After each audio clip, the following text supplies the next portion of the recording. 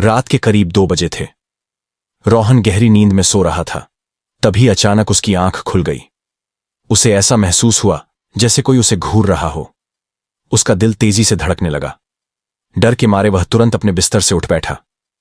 शायद मेरा वहम होगा, उसने खुद को समझाया।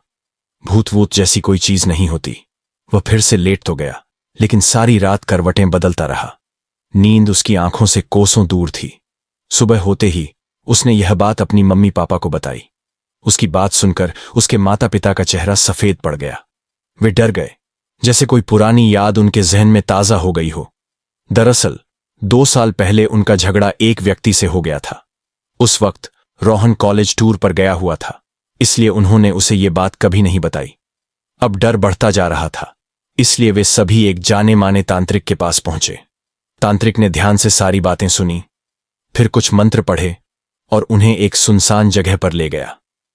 वहां पहले से कुछ टोटके किए गए लग रहे थे। लाल रंग की मिट्टी, नींबू, हड्डियां और राख, सब कुछ बेहद डरावना था। तांत्रिक ने आंखें मूंदी और कुछ देर ध्यान किया, फिर अचानक बोला, तुम लोग अब भी मुझसे कुछ छुपा रहे हो, पूरी बात नहीं बताई है। रोहन के पापा बोले, नहीं, हमने तो आपको सब कुछ बता दिया है। तांत्रिक गुस्से से चिल्लाया, अगर पूरी बात नहीं बताओगे तो मैं भी कुछ नहीं कर पाऊंगा। इस बार रोहन के पापा की आंखों में आंसू आ गए।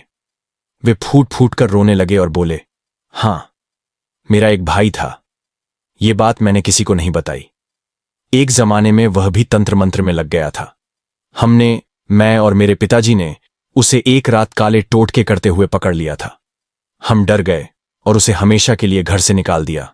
वो बहुत गुस्से में था और जाते जाते उसने बदला लेने की कसम खाई थी। तांत्रिक ने गहरी सांस ली और बोला, अब समझ आया, उसी ने रोहन को अपना निशाना बनाया है। वह आत्मा अब तुम्हारे बेटे से बदला लेने आई है।